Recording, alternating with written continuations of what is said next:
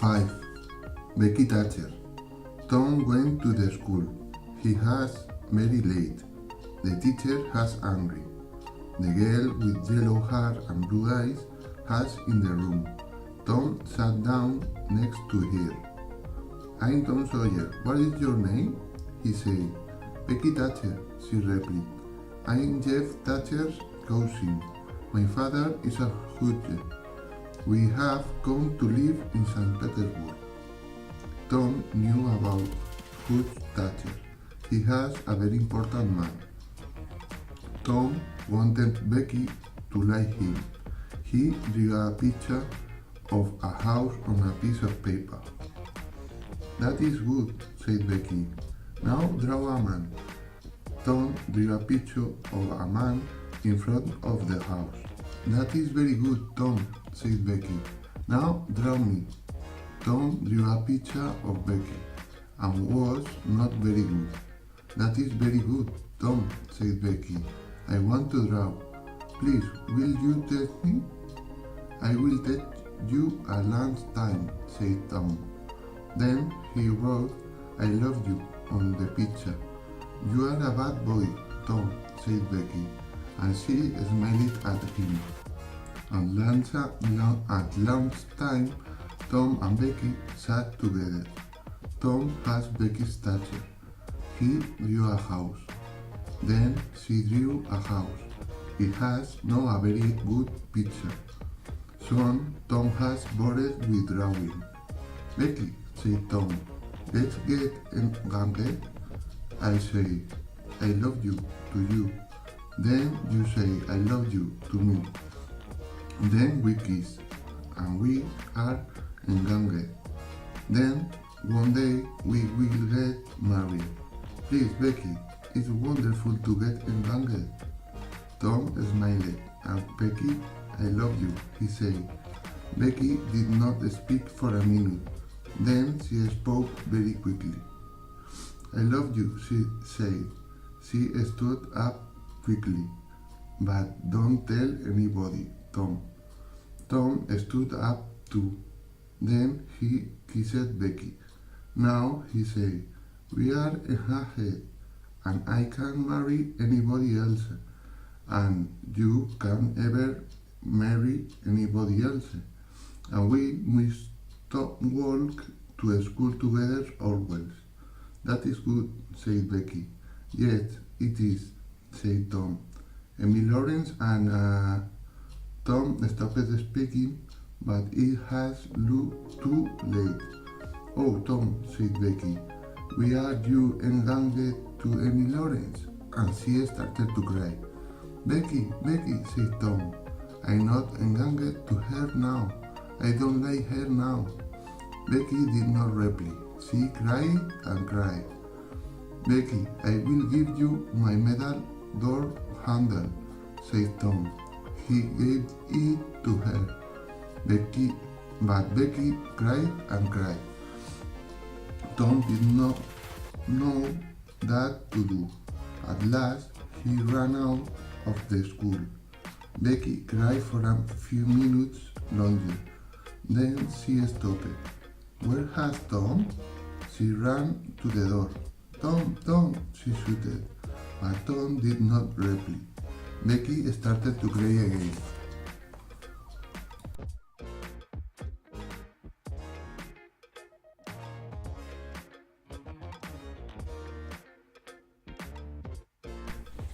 Six. The graveyard. Tom went to bed at 9:30 that night. He lay in bed quickly, but he did not sleep. The house has very dark and Tom heard noise. And Polly has asleep. She has snoring loudly. A dog has howling outside. Where has Huck? Oh, Tom waited and waited. At 11 o'clock, Tom heard the noise of a cat outside his window. Meow, meow, Huck had come. Tom got dressed quickly. He climbed out of the window. He jumped to the ground. Huck was there. he has carried his dead cat. Huck and Tom walked very quickly away from the house. At 11:30, Tom and Huck were at the graveyard. There was a wooden fence around the graveyard. A piece of wood stood next to each grave. There was a person's name on each piece of wood. Tom and Huck found House Williams' grave and sat down near it. They were behind 3 big trees. It was very quiet, and it was very dark. They heard the noise of an owl. "Ooh, ooh," Huck said Tom. "Are you frightened?" "Yes," said Huck. They heard another noise. "What is that noise?" asked Tom. He grabbed Huck's arm. "Oh, Tom," said Huck, "they are coming. The ghosts are coming." "No, be frightened," said Tom. "Don't move and they won't see you." "Look, Huck, there is a light." "It's a ghost with a lamp," said Huck. "Oh, Tom, let's go." There were 3 ghosts, and 2 of the ghosts were carrying lamps. "Come on, Tom," said Huck. "We quit," said Tom. "There are not ghosts, there are people. I can hear Mark Potter's voice. He is drunk. Mark Potter drinks whiskey.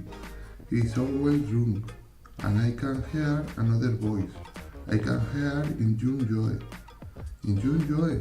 He is bad," said Huck. "What are Mark Potter and Injun Joe doing here, Tom?" The 3 men walked towards Tom and Huck.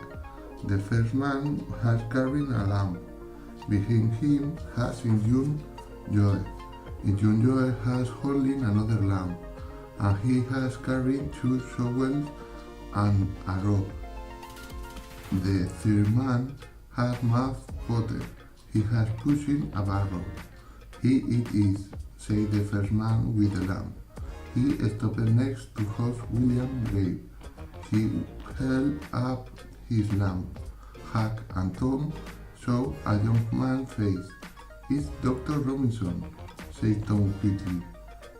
"Dig quickly," said the doctor. Injun Joe and Mark Potter picked up the shovel. They took away the earth from House Williams' grave with the shovels. Then they lifted the wooden coffin out of the room. They opened House Williams' coffin. "Huck, they are going to take House Williams' body," said Tom. "The doctor wants it. He is going to cut it up. He is going to study it." Injun Joe and Mark Potter lifted the body out of the coffin. They wrapped the body in a piece of cloth and they put it on the barrow. Then they tied the rope around the body and the barrow. Mark Potter took a knife out of his pocket. He cut the end of the rope. "Now, doctor," said Injun Joe, "give me $5 more and we will go." "I won't give you $5 more. I paid you the money," said the doctor. "Yes," said Injun Joe, "and you did something else too.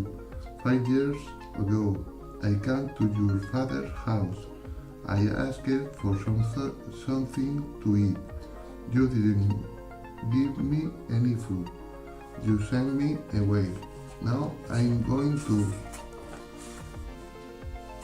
The doctor hit Joe. Injun Joe looked at the knife.